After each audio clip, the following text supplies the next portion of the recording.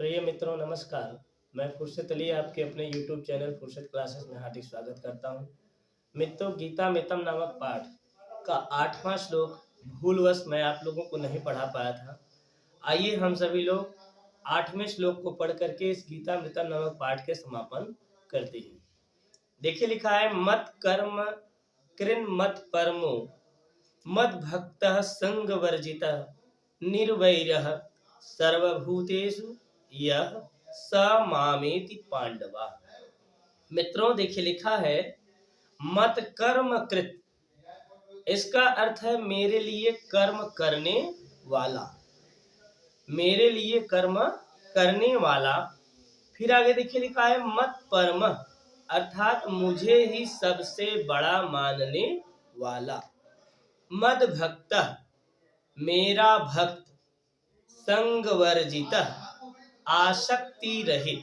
संगवर्जित मतलब आसक्ति रहित, अर्थात दुर्जनों के साथ से रहित। निर्वैर, शत्रुता से रहित। वैर का मतलब क्या होता है? शत्रुता। तो निर्वैर मतलब शत्रुता से रहित। आगे देखिए लिखा है, सर्वभूतेषु, सभी जीवों में। स वह, माम मुझको, एति मतलब प्राप्त करता है।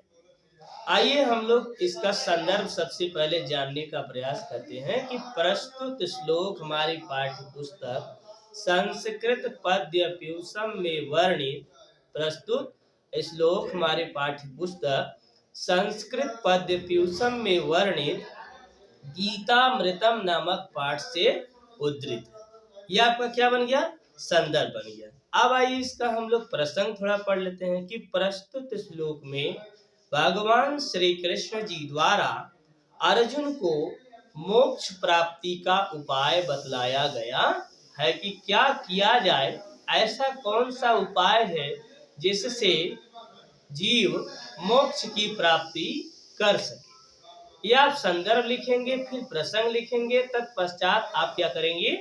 श्लोक की व्याख्या करेंगे। आइए हम लोग व्याख्या करते हैं।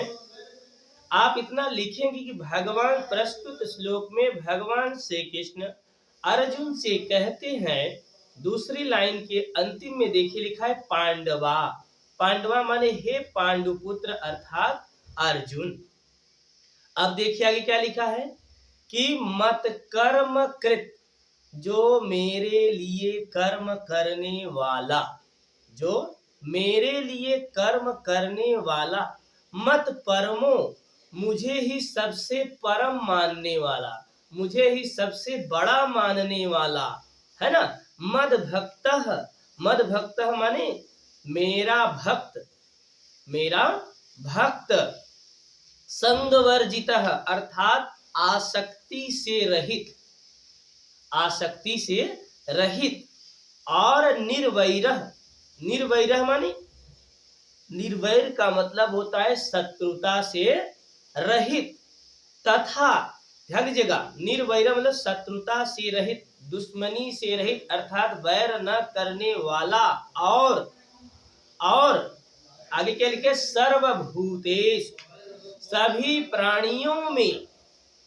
और सभी प्राणियों में या सभी जीवों पर व्यवहार करने वाला, सभी जीवों को अपने समान समझने वाला, समझता है, मानता है। यह माने जो, स मामेति, वही मेरा सबसे प्रिय होता है। ध्यान दीजिएगा, वह पुरुष क्या प्राप्त करता है? मोक्ष को प्राप्त करता है, अर्थात मुक्ति को प्राप्त कर जाता है। तो मित्रों, ये 8वें पैराग्राफ का या 8वें श्लोक का गीतामृतम नामक पाठ से संदर्भ, प्रसंग और इसकी व्याख्या आप लोगों से अगर परीक्षा में पूछा जाता है तो आप लोग ऐसे ही सबसे पहले संदर्भ लिखेंगे, फिर प्रसंग लिखेंगे, फिर उसके बाद उसका व्याख्या करेंगे। निश्चित रूप से आपको पूरे के पूरे नंबर मिलने के चांसेस बनेंगे। तो मित्रों, आप लोगों को सूक्ति सुधा पाठ, विद्यार्थी चर्या पाठ और ये गीतामृतम नामक पाठ पढ़ाया जा चुका है। इन 3 पाठों को अंडरलाइन करके अच्छी तरह से अगर आप पढ़ने का प्रयास करते हैं तो पद्य प्यूसम के अंतर्गत जितने भी प्रश्न आते हैं सब प्रश्न आप अच्छी तरह से कर जाएंगे। मित्रों, मैंने आपको बताया था कि श्लोक की व्याख्या करने के पश्चात, श्लोकों के संकलन को, पाठों को पढ़ाने के पश्चात मैं आप लोगों को अगले टॉपिक अर्थात किन किन इन्हीं 3 किन किन पाठों से कौन कौन से सुक्तियों को बना करके व्याख्या के रूप में परीक्षा में पूछा जा सकता है, इनको भी लेकर के मैं आप लोगों को अगली वीडियो में देने का प्रयास करूंगा, जिससे श्लोक की व्याख्या और सुक्ति की व्याख्या किस प्रकार से की जाए ये आपको ध्यान केंद्रित करके ही यहाँ से जाना है। तो बुद्धि विवेक का इस्तेमाल कीजिए और 100% अंक को प्राप्त कीजिए। अगली वीडियो में बने रहने के लिए आप लोगों को तब तक के लिए धन्यवाद।